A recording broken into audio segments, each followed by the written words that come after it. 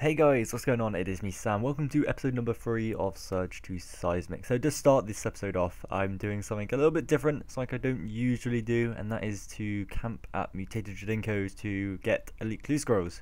I decided to do this because I do genuinely find elite clue scrolls like really good fun, and I knew mutated Jadinkos were good for getting the clues from, and they were. On average I was getting about an elite clue every 20 minutes, so it was very quick, very easy, and I did get quite a lot of clues from them. So the majority of the loot was in the region of about 200k, so it was quite good, better than the average. Usually you can get around 100 to 150k from these, so I was getting slightly higher than the average, which was cool. The best clue which I actually managed to get included a bronze dragon mask, which was in the G about 1.8 mil. I've not actually sold it, I've just put all of the loot from these clues into the drop tab. Of course I'm going to be selling it all at the end. It's going to be awesome to actually see what that drop tab looks like actually when it is finished, because Seismics maybe 1 bill in total, so to get 1 bill in loot and have it all in one tab is going to look awesome, and I really can't wait. But there we go for the elite clues. Did quite a lot, like I said, and got a nice bit of loot from it all as well. So after doing them clue scrolls, I did pop down to Nex to do a few duo kills, and the first drop I got for me was some Onyx bolts, which is really nice, 375 of them.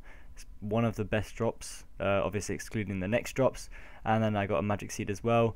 And I also managed to get an elite clue scroll too, which I didn't record here, but I did get it off Nex, so I did go ahead and completed it, and this is what I got from it. Not very good, this is really your average loot, nothing spectacular there, quite boring, but there we go for that. Okay, so after being at Nex for a short time, I did head over to QBD. Wanted to make some money there because I knew it was consistent, and I don't really mind killing QBD. I do kind of find it fun. After a while it does get a bit boring. I was there for about 5 hours in total, so by the end of it, it was quite boring. But I did get a couple of good items. I got the Draconic Visage, I got the Dragon Kite Shield, and a few royal pieces too. But nothing too interesting, I suppose. Most of the loot is in the Dragon Bones and the Royal D'hide. That makes up for most of it, so I couldn't really record much of this, but I was here, like I said, for a total of about 5 hours, so I made a nice bit of money here. I was probably killing about 20 to 24 QBDs per hour, which is quite good. That does add up to about 6 mil per hour, so really good money maker, and I did have fun here. So after QBD I headed over to Cowfight King, this time in a mass, as you can see on the screen right now. Got a whole load of people. I did actually manage to get 2 splits. The first was an offhand Drygor longsword, so that was pretty decent. I was actually live streaming this on Twitch at the time, and it took quite a while to actually get our first drop, maybe an hour and a half or so. But we finally did get it, and it was awesome. I also got some Onyx bolts there, which was quite a nice drop as well. We were killing the Cowfight King so fast, like it was unbelievable. Maybe 20 seconds, we would always it would always be on the mage phase, so we could always kill it really quickly and no one would really die. And then afterwards we did get another drop of a Drygor mace, so we got 6 shards for that as well.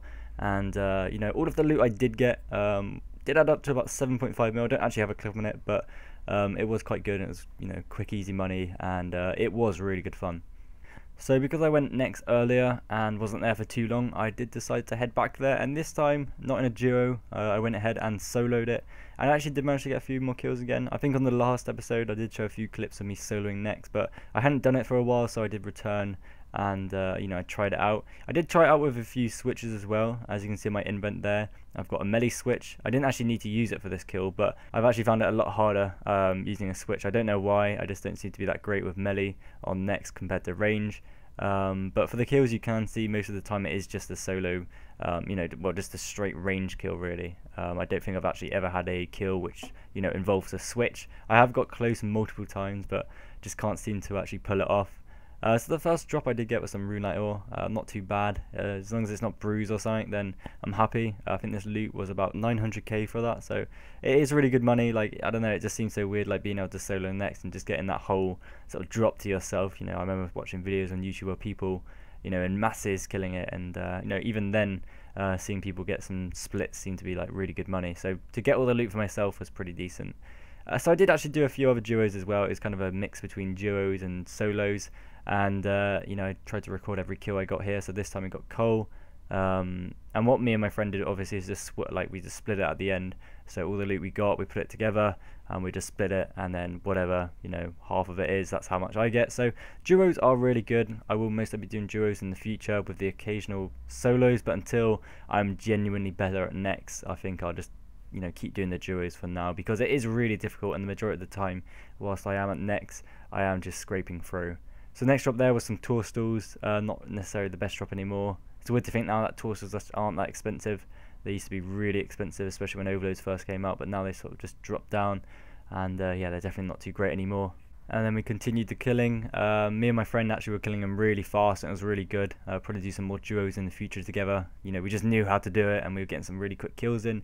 And for this loot, we got some more coal, which you get in batches of 2.4k. So I think for that it's about 500k as well. I'm not entirely sure, but it's not a bad drop, I suppose. But you really want to be trying to get the next drops, of course. Maybe the Onyx bolts too. They're really good as well. They're about 3 mil, so pretty decent.